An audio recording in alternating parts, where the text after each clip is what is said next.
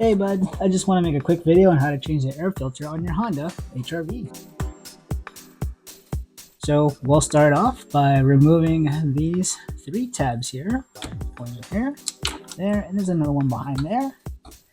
Right, and then it's going to pivot back like this, and here's your air filter.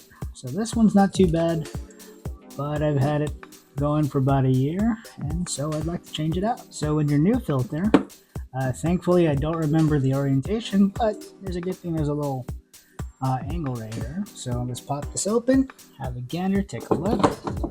If it sits, it fits. Close it, and then close the tab here, here, and here, and you're all done. Thank you for joining me today. My name is Cars Are Friends. Like and subscribe. Thank you.